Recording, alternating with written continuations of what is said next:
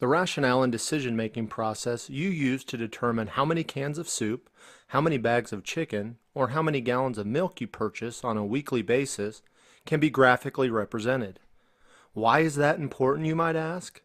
Understanding your decision-making process at different price points helps businesses make decisions on how to price products, whether to advertise, and how much of a specific good to keep in inventory, just to name a few. One of the basic graphs in microeconomics is referred to as the demand curve, and is the curve that shows how much of a good will be bought by consumers at various price points. In microeconomics, we often look at the demand curve for individuals. In macroeconomics, we often focus on the market demand curve, which is simply the sum of all the individual demand curves. The demand curve is graphed with the same axis as a supply curve in order to allow the two curves to be combined into a single graph. The y-axis, or vertical line of the graph, is the price, and the x-axis, or horizontal line, is the quantity. Just like in macroeconomics, demand curves slope downward because people are willing to buy larger quantities of a good as its price goes down. For example, you may only be willing to buy one box of cereal when it sells for $5 a box. When it sells for $4, you may be willing to buy 2 boxes. And when it sells for $3, you may be willing to buy 3 boxes. The same logic and rationale can be applied to the 12 packs of soda, the clothing, or the movie theater tickets you may purchase in a given week.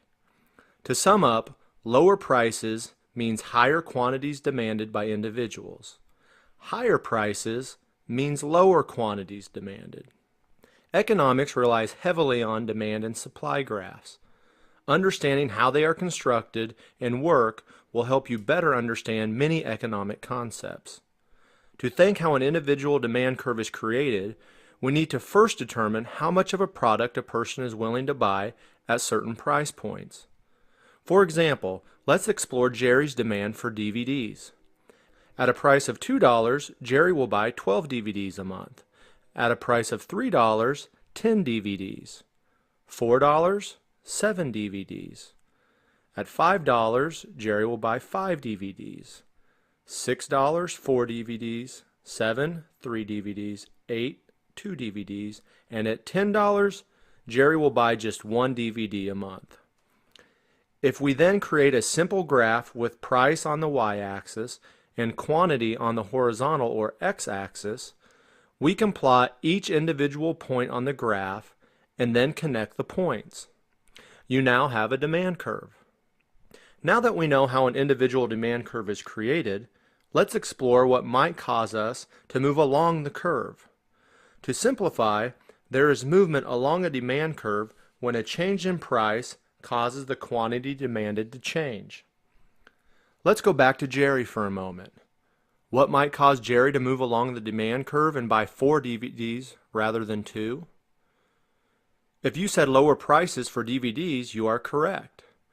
Altering DVD prices will most likely cause consumers, or Jerry, to buy more DVDs or less DVDs, depending on where the new price is set. The demand curve itself does not move or shift.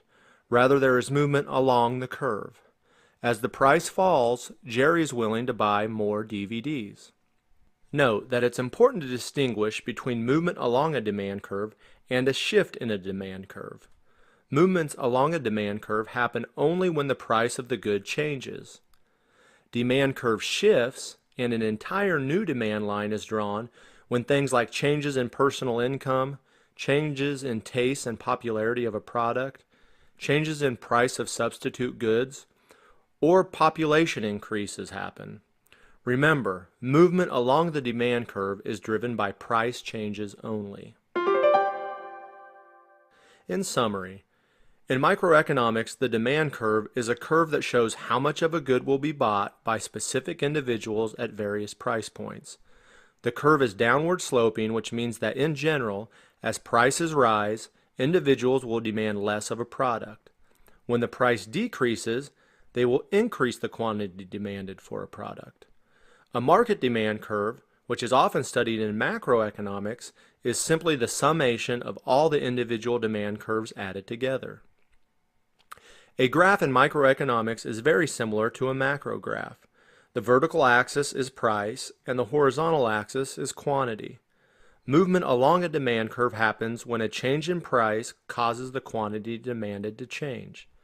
This should not be mistaken for a shift in the demand curve, which can be caused by several factors, such as increased income, popularity or preference changes in how an individual views products, population changes, and changes in the price of substitute goods.